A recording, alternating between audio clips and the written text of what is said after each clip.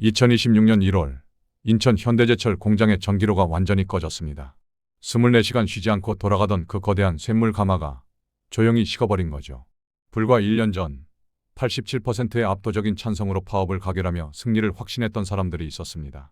연봉 1억 원을 받던 숙련 노동자들, 바로 그들이 지금 비상금을 털어 생활비를 충당하고 있습니다. 어떻게 이런 일이 벌어진 걸까요? 전문가들은 말합니다. 노조가 가장 강하다고 느꼈던 그 순간이 사실은 몰락의 시작이었다고요. 오늘은 그 내막을 낱낱이 파헤쳐 드리겠습니다. 2024년 12월 당진 제철소 대회의실에 5,300명이 빼곡히 들어찼습니다. 긴장감이 감돌던 그 공간에서 투표 결과가 발표되는 순간 함성이 터져 나왔죠. 찬성 87%. 압도적이었습니다. 20년 경력의 용접공 이 씨는 그날 밤 동료들과 고깃집에서 소주잔을 기울이며 이렇게 말했습니다. 이 정도면 회사가 버틸 수가 없어. 길어야 한 달이야. 그 자신감 근거 없는 게 아니었거든요. 2010년대만 해도 파업 한 번이면 회사가 먼저 손을 내밀었으니까요. 일주일, 길면 보름. 그게 공식이었습니다. 노조의 요구는 명확했습니다. 기본급 인상의 성과급 대폭 확대, 그리고 정년을 65세까지 늘려달라는 것. 현대자동차 노조와 비교하며 우리라고 못 받을 이유가 없다 는 분위기가 현장을 가득 채웠습니다. 위원장은 단상에 올라 주먹을 쥐고 외쳤습니다. 우리가 뭉치면 반드시 이긴다. 박수 소리가 천장을 뚫을 듯 울렸고 조합원들은 하나같이 확신에 차 있었습니다. 그런데 그 확신이 문제였습니다. 그들이 믿어 의심치 않았던 그 공식. 사실 이미 유통기한이 지나 있었거든요. 아무도 그걸 몰랐을 뿐입니다. 노조가 승리를 자축하던 그 시각, 회사 임원진은 전혀 다른 회의를 하고 있었습니다. 이번엔 절대 양보하지 않는다. 과거와 달랐습니다. 2010년대 철강 황금기, 그때는 공장이 하루만 멈춰도 수십억 원이 공중으로 날아갔거든요. 그러니 임금 5% 올려주는 게 훨씬 이득이었죠. 회사가 백기를 든 건 의리가 아니라 계산이었던 겁니다. 그런데 2024년의 숫자는 완전히 달랐습니다. 철강 가격은 3년 새 30% 이상 곤두박질 쳤고 공장 가동률은 50에서 60%대로 주저앉았습니다. 영업이익은 1년 만에 5천억 원 넘게 증발했죠. 더 충격적인 건 따로 있습니다. 공장을 돌릴수록 오히려 손해가 나는 구조가 됐다는 겁니다. 철강 한 톤을 팔면 8만 원이 마이너스로 찍히는 상황. 상상이 가시나요? 그러니 회사 입장에서 파업은 두려운 게 아니었습니다. 오히려 반가운 일이었죠. 고정비를 줄일 수 있는 절호의 기회였으니까요. 노조가 압박 카드를 꺼내던 순간 회사는 속으로 쾌재를 불렀을지도 모릅니다. 게임의 룰이 바뀌었는데 노조는 여전히 옛날 규칙집을 펼쳐 들고 있었던 겁니다. 2024년 9월 협상 테이블이 처음 열렸습니다. 회사가 꺼낸 첫 카드는 성과급 2,650만 원이었습니다. 듣자마자 노조 측 얼굴이 굳었죠. 이게 말이 됩니까? 노조의 눈에는 현대자동차가 보였거든요. 같은 현대가인데 저쪽은 성과급을 수천만 원씩 챙겨가는데 우리는 왜 이것밖에 안 되냐는 거였습니다. 그런데 이 비교 자체가 함정이었습니다. 현대차의 영업이익률은 당시 10%를 웃돌고 있었고 현대제철은 이미 적자의 늪에 발을 담근 상태였으니까요. 쟁점은 세 가지였습니다. 성과급 체계 개편, 정년 65세 연장, 그리고 고용 세습. 쉽게 말해 자녀를 우선 채용해달라는 요구였죠. 회사는 이 세 가지를 모두 수용하면 매년 수천억 원의 추가 비용이 발생한다고 봤습니다. 생존 자체가 불가능한 조건이라는 거였죠. 3개월 동안 협상은 평행선을 달렸습니다. 만나면 으르렁, 헤어지면 또 으르렁. 30년 경력의 협상 전문가도 이렇게 간극이 큰 테이블은 처음이라고 고개를 저을 정도였습니다. 결국 노조는 결단을 내렸습니다. 과거에 통했던 그 공식, 전면 파업으로 회사를 굴복시키겠다는 것. 그 선택이 어떤 결말을 불러올지 그때는 아무도 몰랐습니다. 노조의 전략은 단순했습니다. 현대차에 납품하는 자동차 강판 공장부터 멈추자. 공급망을 흔들면 회사가 버티지 못할 거라는 계산이었죠. 파업 첫날, 현장은 팽팽했습니다. 조합원들은 공장 앞에 줄지어 서서 구호를 외쳤고 카메라 플래시가 터졌습니다. 일주일이면 끝난다 는 말이 여기저기서 흘러나왔습니다. 그런데 회사가 묵묵부답이었습니다. 하루가 지나도, 사흘이 지나도, 일주일이 지나도 협상안이 나오지 않았습니다. 이상했습니다. 과거라면 벌써 백기를 들었을 텐데. 그리고 열흘째 되던 날 공문 한 장이 날아들었습니다. 직장 폐쇄. 노조 간부들은 눈을 의심했습니다. 창사 이래 단 한 번도 꺼내지 않았던 카드였거든요. 회사는 공장 문을 완전히 걸어 잠갔습니다. 문호동 무임금, 그리고 조합원 전원 출입 금지. 파업은 원래 회사를 압박하는 무기입니다. 그런데 이 순간 그 무기가 부메랑이 됐습니다. 팔수록 손해인 제품을 안 만들어도 되고 고정비까지 줄이니 회사는 오히려 속이 편했던 거죠. 노조가 방아쇠를 당겼는데 총구가 자기를 향하고 있었던 겁니다. 파업 소식이 퍼지자 인터넷이 들끓었습니다. 그런데 방향이 달랐습니다. 노조를 응원하는 댓글이 아니었거든요. 연봉 1억 받으면서 더 달라고요. 정년 65세 연장이면 청년들 언제 들어가요? 싸늘했습니다. 차갑다 못해 날이 서 있었죠. 서울에 사는 29살 취업준비생 최 씨는 이 소식을 보고 허탈하다고 했습니다. 100군 넘게 서류를 넣어도 면접 한 번 잡기 힘든데 이미 좋은 자리 꿰찬 사람들이 그 자리를 자식한테까지 물려달라고 싸운다는 게 이해가 안 된다는 거였죠. 고용 세습 요구가 특히 불을 질렀습니다. MZ세대만의 반응이 아니었습니다. 50대 자영업자들도 고개를 저었습니다. 코로나 이후 빚더미에 앉아 하루하루 버티는 소상공인 입장에서 억대 연봉자의 파업은 다른 세상 얘기처럼 들렸던 거죠. 과거엔 달랐습니다.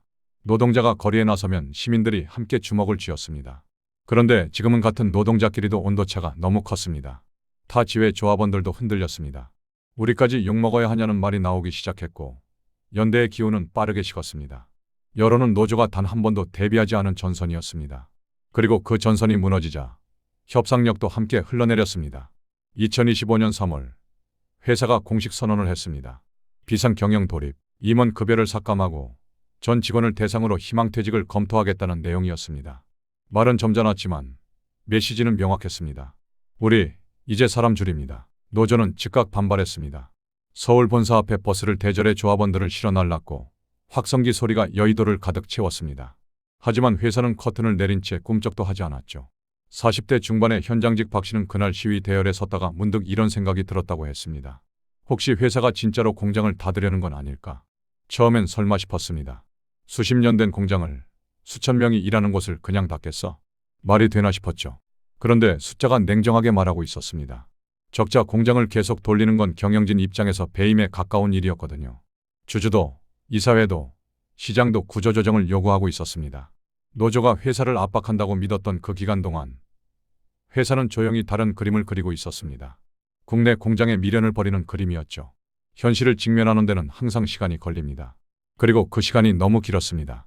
3개월이 지났습니다. 파업을 시작할 때만 해도 한 달이면 끝난다 고 했던 사람들이 어느새 통장 잔고를 걱정하고 있었습니다. 월급 0원짜리 석 달, 연봉 1억이라도 버틸 수 있는 사람이 몇이나 될까요? 결국 노조는 협상 테이블로 돌아왔습니다. 타결 조건을 들은 조합원들은 말을 잃었습니다. 회사가 처음 제시한 안에서 고작 150만 원을 더 얹은 것. 그게 전부였거든요. 고용 세습은 없었습니다. 정년 연장도 없었습니다. 성과급 체계 개편도 없었습니다. 석 달 동안 싸운 이유였던 것들이 하나도 남지 않았습니다. 조합원 투표에서 겨우 과반을 넘겨 가결됐습니다. 박수는 없었습니다. 탄식만 있었죠. 우리가 무엇을 위해 싸운 건가? 현장에서 흘러나온 그 말 한마디가 모든 걸 담고 있었습니다. 노조 간부들은 최선의 결과라고 했습니다. 하지만 3개월치 임금 손실을 계산해보면 150만 원은 그 구멍을 메우기에도 턱없이 부족했습니다. 여론의 지탄까지 더하면 사실상 마이너스였죠. 이 합의는 단순한 타결이 아니었습니다. 한국 철강업계에서 노조의 힘이 사실상 끝났다는 걸 세상에 알린 선언이었습니다. 노조가 150만 원을 놓고 석 달을 싸우는 동안 회사는 전혀 다른 곳을 보고 있었습니다. 미국 조지아주 7조 5천억 원. 회사가 그곳에 조용히 꽂아 넣은 돈입니다. 발표가 나왔을 때 많은 조합원들이 처음엔 실감을 못했습니다. 그게 얼마나 큰 숫자인지, 그 돈이 어디로 가는 건지를요. 조지아주는 매력적인 곳이었습니다. 전기료가 한국보다 30% 쌌습니다. 철강 공장에서 전기료는 원가의 핵심이거든요. 노조 조직률은 낮았고 파업 리스크는 거의 없었습니다. 물류 비용은 현지 생산으로 10분의 1 수준으로 줄일 수 있었습니다. 경영진 입장에서 이건 선택이 아니라 답이었던 거죠. 여기서 끝이 아니었습니다. 인도 시장을 겨냥한 현지 공장 증설도 이어졌습니다. 14억 인구의 거대한 수요, 빠르게 성장하는 제조업 인프라. 자본은 이미 대륙을 건너 이동하고 있었습니다. 50대 초반의 생산직 김 씨는 뉴스를 보다가 손이 멈췄다고 했습니다. 내가 30년 동안 지킨 이 공장이 경영진 눈에는 이미 버릴 카드였던 건 아닐까 하는 생각이 들었다고요. 자본에게 국경은 없습니다. 이익이 나는 곳, 리스크가 적은 곳으로 움직일 뿐이죠. 노조가 국내 공장이라는 껍데기를 붙잡고 싸우는 사이 자본은 이미 짐을 싸고 있었습니다. 문제는 회사만이 아니었습니다. 시장 자체가 무너지고 있었거든요. 중국산 철강이 밀려왔습니다. 한국산보다 27% 저렴한 가격으로 조용히 그리고 빠르게 시장을 잠식했습니다. 국내 건설 현장의 60%가 이미 중국산을 쓰고 있었습니다. 불과 3년 전만 해도 상상하기 어려운 숫자였죠. 수요 자체도 30% 넘게 쪼그라들었습니다. 건설 경기가 꺾이면서 철강 소비가 동반 추락한 겁니다. 그러니 공장을 돌리면 돌릴수록 구멍이 커지는 구조가 됐습니다. 철강 한 톤을 생산하면 8만 원이 마이너스로 찍혔습니다. 팔면 팔수록 손해. 경제학 교과서에도 없는 기묘한 상황이었죠. 2010년대를 기억하는 분들은 아실 겁니다. 그때는 공장만 돌리면 돈이 됐습니다. 생산이 곧 이익이었죠. 그런데 지금은 생산이 곧 적자입니다. 세상이 그렇게 바뀌었는데 노조의 전략은 바뀌지 않았습니다. 공장을 멈추겠다고 위협했지만 회사는 이미 공장을 멈추고 싶었던 겁니다. 칼을 뽑아 들었는데 상대방이 오히려 웃고 있는 상황. 생각만 해도 아찔하죠. 과거의 공식을 굳게 믿고 싸운 결과 노조는 스스로 협상력을 갉아먹었습니다. 시장이 바뀌면 전략도 바뀌어야 합니다. 그 단순한 진실을 외면한 대가는 너무 혹독했습니다. 2026년 1월 인천 공장의 전기로가 꺼졌습니다. 처음엔 일시적인 가동 중단이라고 했습니다. 하지만 누구도 그 말을 믿지 않았죠. 결국 공식 발표가 나왔습니다. 일부 라인 영구 폐쇄. 놀라운 건 그 다음이었습니다. 공장을 닫자 회사 영업이익이 반등했습니다. 적자를 내던 라인을 없앴으니 당연한 결과였지만 그 숫자를 눈으로 확인한 조합원들은 할 말을 잃었습니다. 회사는 기세를 몰아 희망퇴직을 실시했습니다. 1년 전보다 조건이 훨씬 나빠졌는데도 노조는 막을 힘이 없었습니다. 그냥 지켜볼 수밖에 없었습니다. 공장 주변 풍경이 달라졌습니다. 20년 넘게 노동자들 밥을 먹여온 백반집이 문을 닫았습니다. 협력업체 사장님들은 하나둘 짐을 쌌고 인천과 포항 일대는 활기를 잃어갔습니다. 대기업 노사 싸움이라고 했지만 피해는 엉뚱한 곳으로 튀었습니다. 하청 노동자, 동네 식당, 납품업체, 싸움판에 끼지도 못한 사람들이 가장 큰 상처를 입었습니다. 고래 싸움에 새우등 터진다는 말, 이보다 딱 맞는 상황이 또 있을까요? 차갑게 식은 전기로 앞에 서 있는 노동자의 표정이 모든 걸 말해줍니다. 변화를 거부한 조직이 맞이하는 끝은 언제나 이렇게 쓸쓸합니다. 시장은 도덕을 모릅니다. 수익률만 알죠. 구조가 바뀌면 과거의 승리 공식은 그대로 패배의 공식이 됩니다. 성과금 몇백만 원에 매달리다 일자리 자체를 잃은 이 이야기가 남의 얘기처럼 들리시나요? 지금 이 순간에도 어딘가의 공장에서 어딘가의 회의실에서 똑같은 장면이 반복되고 있습니다. 노조도 회사도 우리 모두가 시장의 변화를 직시해야 할 때입니다. 2026년 1월에 차갑게 식은 전기로는 묻고 있습니다. 당신은 지금 어떤 선택을 하고 있습니까?